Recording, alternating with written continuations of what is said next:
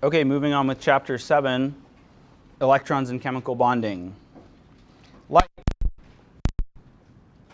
is electromagnetic radiation.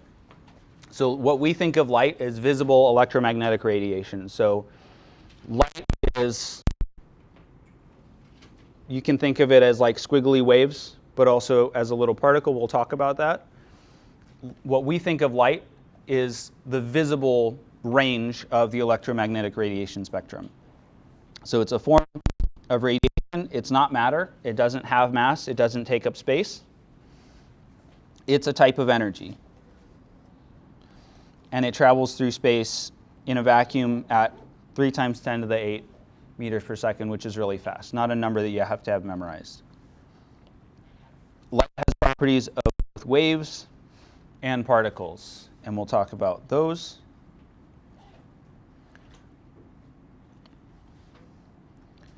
So the wave part, if you think of water, water is typically where we think of waves. When the surface of water is disturbed, like a drop of water, I can't do the water drop sound effect, or I would, waves get created. Right? If the water is still, waves get created and they ripple outward from the source. And those waves carry energy, and light does a similar thing. It's just in a way that we can't quite as easily conceptualize. But you can think of it as those waves traveling outward. Sound also moves as waves. And so those waves can carry energy. And there are some properties of waves that we can measure, that we can quantify. One of them is wavelength, which we often give the Greek symbol lambda for its symbol. And wavelength is the distance between adjacent wave crests. How long is it from the top of one wave to the top of the next wave? So our waves we would think of as these up and down patterns, just like waves in a pool or in our sink or in our bathtub. These up and downs. And the wavelength is the distance. It's a unit of length.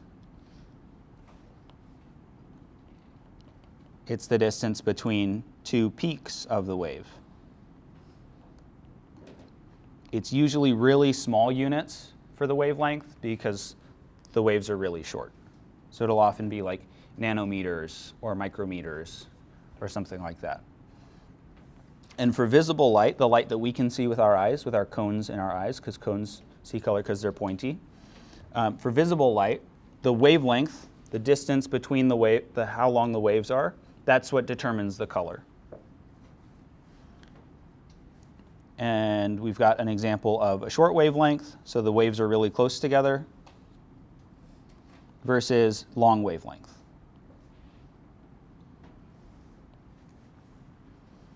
And related to wavelength is frequency, so how often waves arrive. We had very briefly mentioned a couple slides ago that light travels at the same speed, and it's not related to how long the waves are. It's always traveling at the same speed. And since they're traveling at the same speed, if you've got short waves, you're going to get more waves moving through a section at one time. Think of in traffic, if you've got a bunch of cars in traffic versus a bunch of semi-trucks in traffic, and you've got one person per vehicle. If you've got a bunch of people in cars are shorter, so you're going to get more people through the same point in time as big, long semi-trucks, because you've only got one person per semi-truck. Hopefully that makes sense. So frequency is also related. White light, like we get from the sun or some light bulbs, contains a spectrum of wavelengths, and so we get this rainbow color when you pass white light through a prism, like the famous album artwork. So white light contains all manner of wavelengths, and it's a continuous wavelength separation. Plants, green plants, appear green because chlorophyll molecules in them, you don't need to know this, chlorophyll molecules in them absorb blue and red wavelengths and reflect green light.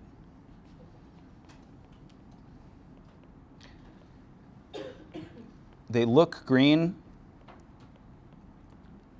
because they reflect green.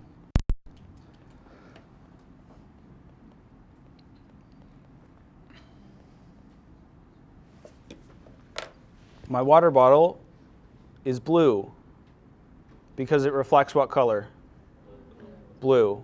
It doesn't absorb blue, because then we wouldn't be able to see the blue. It reflects blue.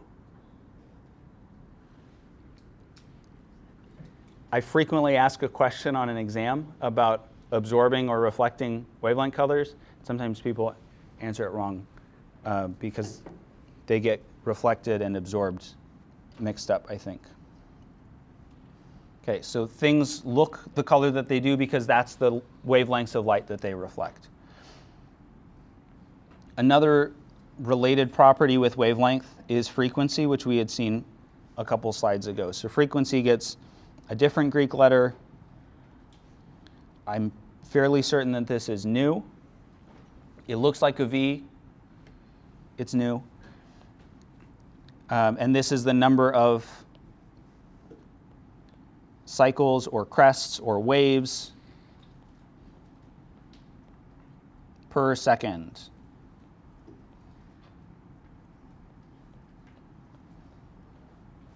So again, if you've got really short waves, they're going to get a lot more waves through in a period of time. If you've got really long waves, it's going to take you're going to have fewer waves that are going through a stationary point in a given amount of time. And these two things are related. So if we've got a low wavelength, this would be better if I put it long wavelength.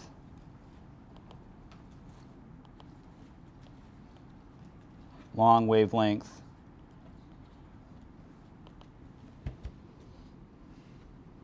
Rebooting my brain real quick. Okay. Long wavelength, low frequency. So big wavelength, small frequency.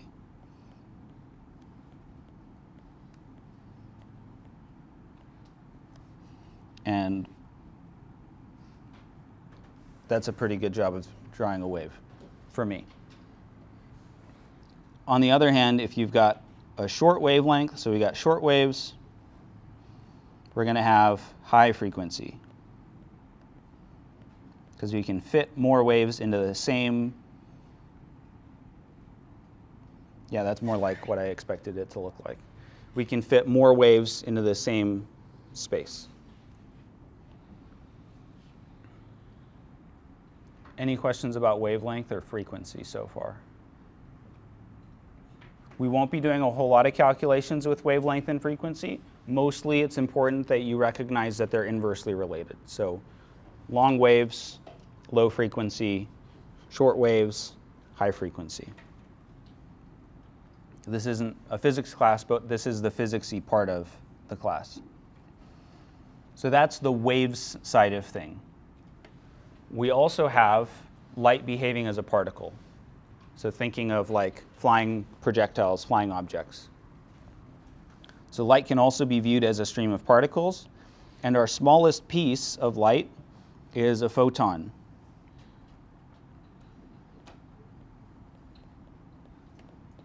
So it travels, usually they talk about it traveling in like packets of light, like little balls of light, little orbs of light is another way you could think of it. So a photon is our smallest unit of light. It's a little packet or a little ball.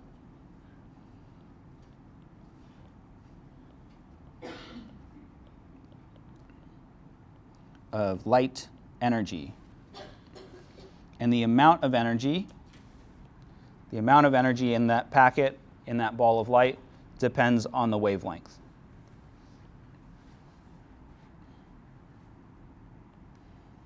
So short wavelength is going to be higher energy. It's also going to be high frequency. So a lot of waves passing through the same point is going to be a lot of energy. If we think about music, I usually use waves at the beach as my analogy. If we think about music, if you go to the club on a Friday night, or if you go out dancing, and it's real energetic, is it a fast song or a slow song? Fast song. Lots of beats per minute, right? Lots of beats per minute, lots of energy. it's the same way for light.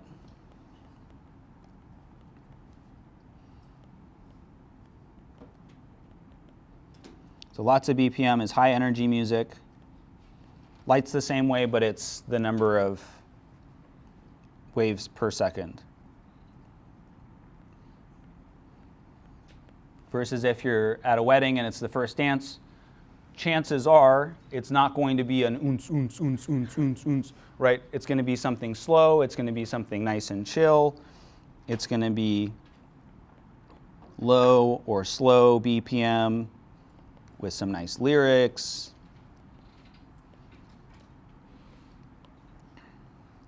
And that's going to be much more low energy. So thinking of the pace of a song, kind of the analogy works for the energy of light as well. And we've got it fairly nicely summed up here also, so if you just want it in one place, this is the relationships to know.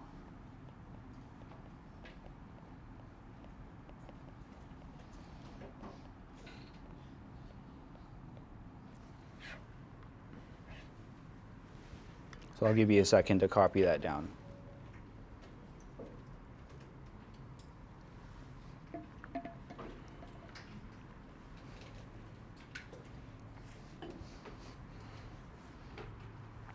So below the things that we need to know, the relationship between wavelength and frequency and energy of light, we've also got a big, wide range of wavelength and frequency that we can set our light to. And that's what we're looking at here. So this is the entire electromagnetic spectrum, and we've got names for different sections of the electromagnetic spectrum.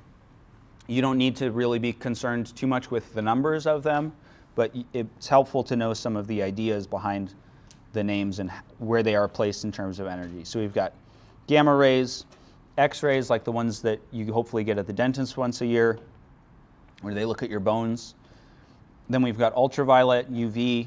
We've got visible, which is just a tiny little section, and that's all the pretty stuff. All the pretty stuff is in the UV, or in the visible light spectrum. Then we've got infrared. We've got microwave, like in your microwave oven. We've got the radio waves, the ones and twos, the FM, the AM. And then there's also long radio waves. So radio is a big section of that. TV and other things are also over radio waves. And in the visible spectrum, we've got this expanded cutout of the visible spectrum. What do we notice about the order of the colors in the visible spectrum?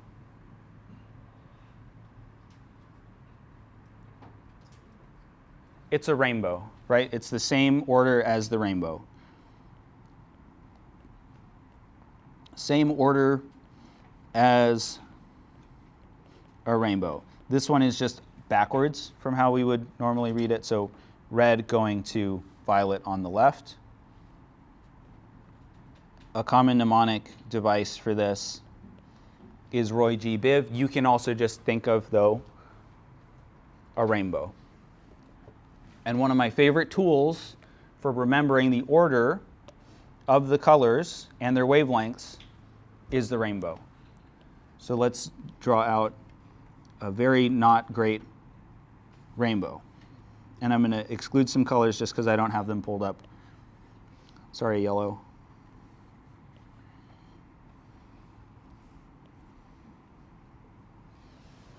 Right? That's what a rainbow looks like. Which of those, if we were to straighten all of these lines of our rainbow out, which one would be the longest? Red, because it's the outside, right? Red's the outside.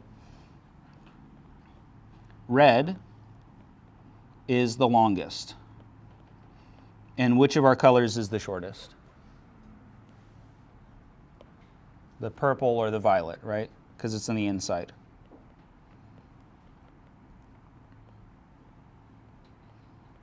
So violet is the shortest, and in between, they're in order. So our wavelength if we're looking at our visible spectrum cutout, our wavelength, our lambda, for red light is in the 700s range. 700. Our violet is in the 400-ish range. So 700 longer than 400. Red light is longer than violet light, and it's shrinking in terms of length in between. So red's going to be our longest light because it's the outside track on our rainbow. Violet is going to be our shortest wavelength of light because it's the inside track on our rainbow, which I think is a really helpful way of remembering the order. And then as long as you know the relationship between wavelength, frequency, and energy, you can also figure those out. But there's some other tools for remembering energy of the colors as well. We'll get to that. Okay, so we're going to go through quickly and talk about each of our sections of light. Starting with our shortest, our highest energy, are gamma rays. Gamma rays are our shortest wavelength, and they're the most energetic. Most energetic, probably their most important principle for this class. These get produced by the sun and the stars, and some unstable atomic nuclei also produce gamma rays. Gamma rays are really dangerous because they're very energetic. Fortunately for us, we've got an atmosphere and a magnetosphere, and we're shielded, for the most part, from the gamma rays from the sun and other stars. So we're not just getting fried by, nuclear radiation, essentially, which is great for us. Love that for us. We also then have X-rays. X-rays are less energetic. They pass through many solid substances. These are used for taking pictures of bones, while you're still wearing the rest of your body. I think X-rays are probably best known for bones and also being X in A through Z books. So X-rays have some medical use. You can also use them to destroy tumors. By you, I mean doctors. But they're usually just used for taking pictures. My fun fact for X-rays: if you go to the dentist, hopefully you go to the dentist, and you get the X-rays done, the dental hygienist, oral hygienist, the hygienist, moves the little magnet, not the magnet thing, moves the X-ray imaging picture taking device, right? And they set the little thing in your mouth. And then where do they go after that? They go outside. They leave the room. They go press a button. You hear the whoop, and then they walk back in and they reposition it. They walk outside, whoop, right? And they do that over and over again. That hasn't always been the case. It used to be the case that dental hygienists would take the pictures while they were in the room. And it turns out that X-rays, because they've got a lot of energy, are not great for you to be exposed to a lot. And dental hygienists, since they do so many X-rays, we're getting exposed to a lot of extra X-rays compared to what we normally get. So they had higher cancer rates. So that's why they step out of the room, is so that they're not exposed to all the X-rays. So I think that's kind of a fun fact. So that's why your dental hygienist steps out of the room to take your X-rays. All right, highest energy, we've got ultraviolet or UV light. What does UV light do?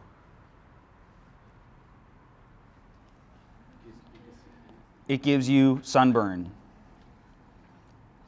or a tan, depending on your genetics, or both. So UV light, that's the reason why you would wear sunscreen on your body, on your face, especially if you're going outside for long periods of time, right? It's to protect your body from UV light. It's also one of the reasons that you would wear sunglasses, to protect your retinas, your eyes, from the UV light. UV light can hurt you in the form of sunburn. Starting route to Panda Express? I'm down. Okay, so UV light can hurt you, right? It's harmful. It's got lots of energy. The name ultraviolet, what color do we think UV light is next to? Purple or violet. It's right next to violet.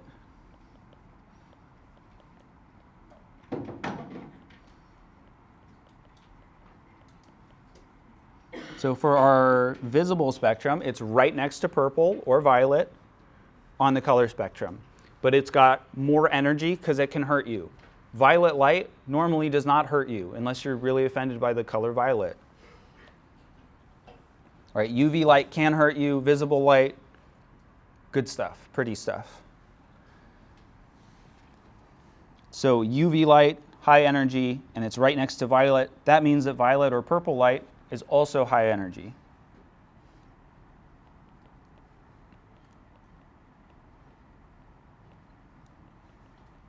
This is the other way that you can remember, one of the other ways that you can remember the energy order.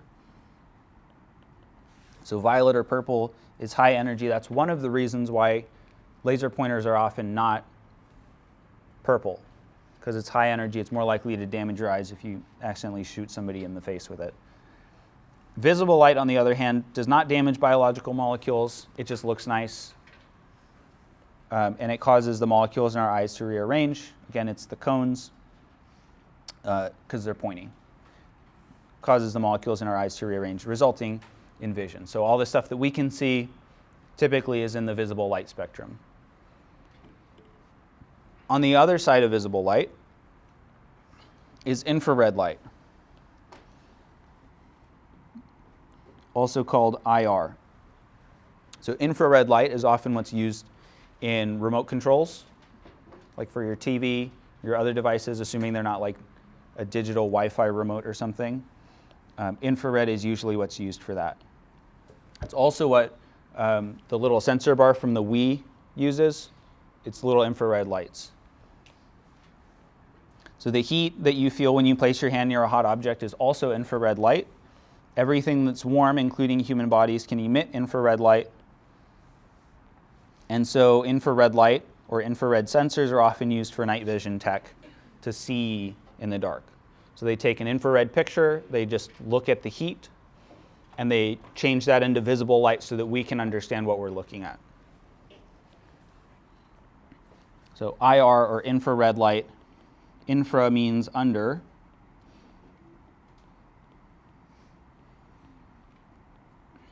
Infrared light does not hurt us. You don't have to put on like special IR cream in the morning to protect yourself from heat rays. And it's right next to red. IR doesn't hurt like UV does.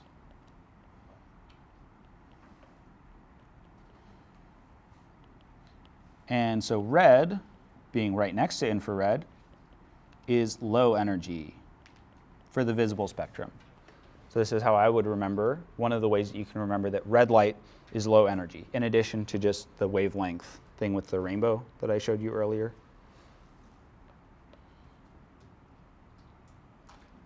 I was going to say something else, but I forgot it. Okay, so here's some fun example of infrared. So in this infrared photograph on the right here, we've got a picture that was taken of, this is a space shuttle. They took a picture. The left side is the visible overlay. The right side is the infrared overlay.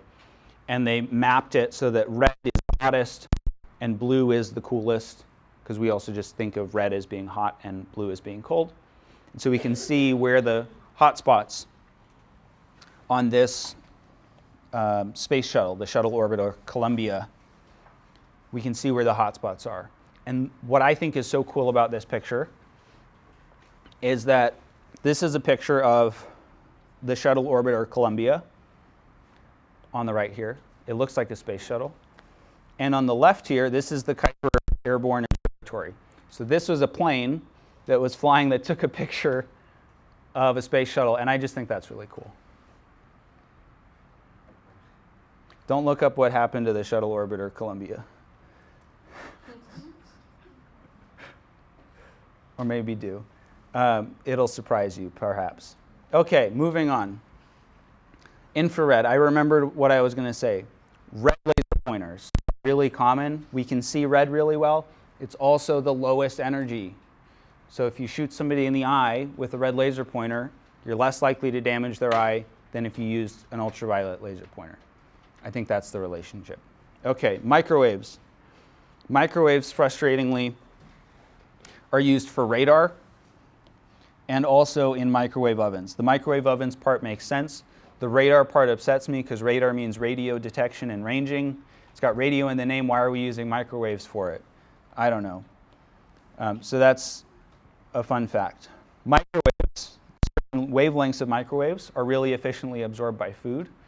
And so your microwave oven that you maybe have at home or you've seen or you've used blasts microwaves into that chamber. And that mesh screen on the front is to protect you from getting blasted with microwaves and heating up. And they're tuned to heat up water. So things that have water in them will really efficiently absorb microwaves. It's basically like a specific frequency. You can think of our molecules as like dancing. And water molecules have a particular way of dancing. And your microwave oven hits it with the right music that the water's like, oh yeah, we're gonna dance to this. That's what happens. That's actually what happens. And so that's why things in your microwave heat up, is because they've got a little bit of water. Dry things are not going to heat up quite as well as things that have water in them. So that's microwaves. They're used in microwave ovens. No surprises there. Radio waves transmit all sorts of stuff, including AM and FM radio. Your cell phones, including our 5G, television, other forms of communication, all over radio waves. Radio waves is like a really, really big section of the electromagnetic spectrum. Do we have any questions about the electromagnetic spectrum?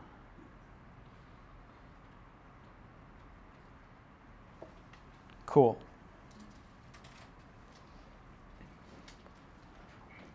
Now some exercises. Let's see how well we remembered what I've been yapping about in terms of wavelength, frequency, and energy. Please arrange the colors of visible light, 3 of them. Green, red, and blue, not in that order, in order of increasing wavelength, frequency, and energy per photon. I'll fix the colors.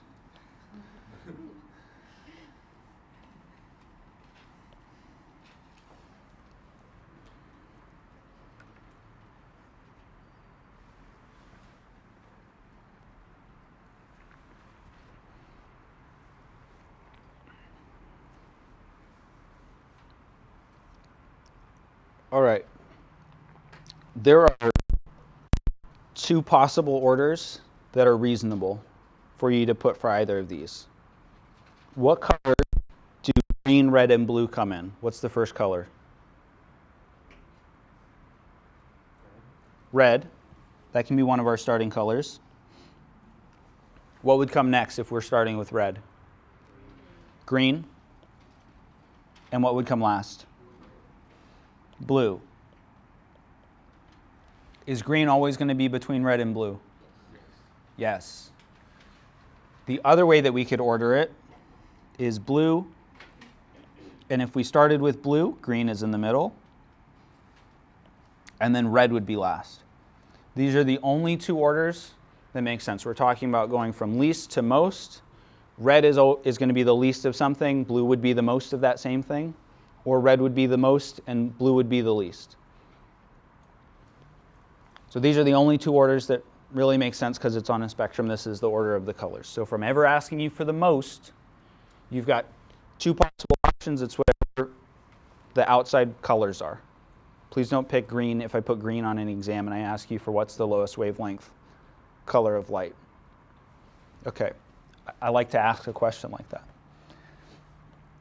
Thinking about wavelength, what was that cool tool that I gave you for remembering wavelength?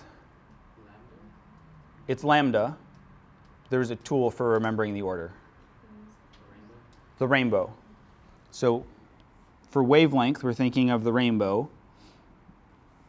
And red would be on the outside. So is red the shortest or the longest? It's the longest because it's the outside track. So we're going in order of increasing wavelength. Since red is the longest, red is going to be the last one. So red's our biggest, green is smaller, and blue would be our shortest wavelength. Then frequency, remember we were talking about this like music, like the beat of the music, right? Low frequency, low energy, high frequency, high energy. So these are going to be the same order. So if we're thinking about energy, what's the type of light that gives you sunburn? UV, which stands for ultraviolet. Ultraviolet gives you sunburn. Violet light is right next to ultraviolet.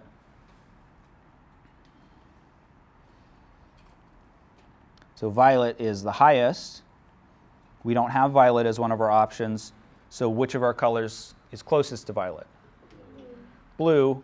Blue is going to be our highest energy, which means that red is going to be our lowest energy. So red's the lowest, green is the middleest, and then blue is the highest energy. And the beats go along with the energy. The frequency and the energy, it's the same order. So low energy is going to be low frequency, slow jams. High energy is going to be high frequency, German dubstep. There's a super fast beats per minute type of music in Germany that I can't remember. But any questions about our colors? Okay, then we'll stop there. Next class, we're going to be starting to get into even more theory stuff. Don't leave yet. We're going to be getting into more theory stuff, including quantum mechanics. So you've got that to look forward to next class.